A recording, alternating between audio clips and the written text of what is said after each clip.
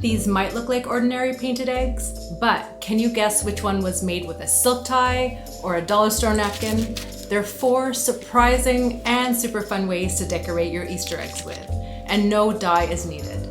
Let's hippity hop right into it. So for the eggs for today's video, I'm going to be using an egg blowout method. It might sound weird and look gross, but it's actually really good because your eggs will last literally decades after they're decorated, opposed to decorating hard-boiled eggs. And then with the contents of the egg, I made yummy scrambled eggs over the weekend. For the first technique, we're going to be repurposing an old silk tie. Now, my husband was nice enough to give me one of his old ones that he didn't need anymore. And I'm just going to be cutting it up here into like a square-ish shape. And then I'm going to be making sure that I roll the egg with the bright side of the silk facing towards the eggshell and the duller side facing away. And this is going to give us the most vibrant colors in the end. And then I'm going to take the nice silk bundle and wrap it up in a plain white cotton sheet, and this is going to prevent bleed through in our water. I'm going to be testing out 3 different silks I had on hand. So the nice thing with this technique is if you don't have a tie, that's totally fine. If you have any silk around, like silk scraps, that should work.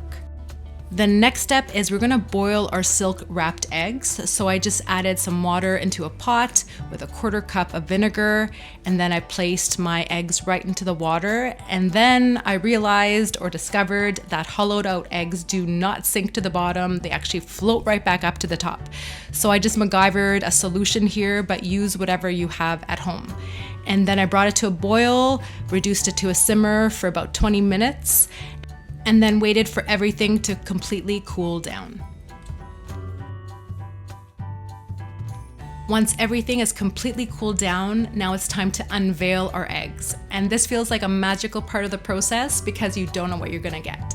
So the first one I unwrapped was that orange striped checkered tie pattern, and it turned out so pretty.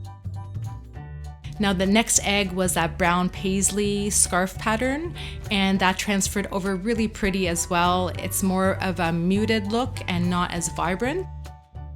Now the last egg was a complete fail. So I was so surprised here because none of the dye transferred over, and I think it's because I didn't tie it tight enough, and also the original color of the tie was a little bit on the muted side and not vibrant. An optional step here is to shine your eggs with some vegetable oil, and that's just gonna bring out the colors even more and make them nice and shiny and glossy.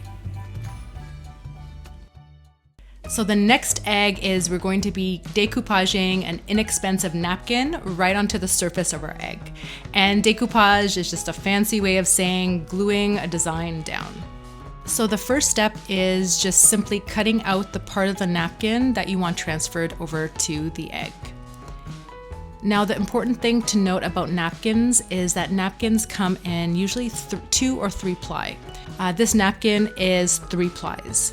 So with decoupaging, you want the thinnest layer possible to make it a really smooth finish. So you want to remove the other 2 plies.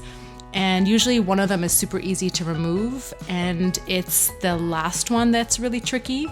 And so what I like doing is just taking a piece of tape and just kind of peeling it away, which just makes it a little bit easier to remove that final layer.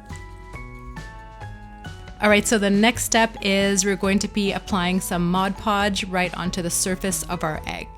So I am not going to be applying the Mod Podge over the entire egg, it's just where the design is going to go. And I also want to make sure I apply it in a really thin layer. And then I'm going to pick up my napkin design and then smooth it down. Now the nice thing with Mod Podge is that you have some wiggle room and time to move around your design to the place you want to have it until it dries. So I just want to quickly share an important hack I learned with decoupaging, and it's just to take a simple piece of saran wrap to smooth out all those lumps and bumps in your design. I find that using your finger, you can cause a little bit of tearing, and the saran wrap doesn't really stick to the Mod Podge as much as your finger does. So when you're happy with the design, we're going to seal it onto your egg with a final layer of Mod Podge. And once that Mod Podge is completely dried, it is transparent and your beautiful design is sealed onto your egg. So the next design is an easy peasy painted egg. So what I have here is pink paint, and what I did is I added a little bit of white into the pink to mute it a little bit and make it that really spring pastel-y pink hue. And then I saw a really nifty hack on another channel here on YouTube, and she used a toilet paper roll to hold the egg while she painted it, and I thought it was absolutely brilliant and so simple. I love those hacks. The only thing I felt is at the bottom of the egg, it was tricky to get to paint the bottom. So then I just had another MacGyver moment, and I took one of my wooden skewers and used that to rotate the egg while I was painting it. Once your paint is nice and dry, now I'm gonna show you how to create the easiest dotted flower pattern ever. So all you're gonna need is the back of your paintbrush, so you do not have to invest in a fancy dotting tool here. And you're gonna dip it in some yellow paint to start for the center of our flowers. And then here I'm just picking up a slightly bigger brush to get some bigger dots. And I've dipped it in some white paint. And I'm going to be dotting some dots around that center to create a flower pattern.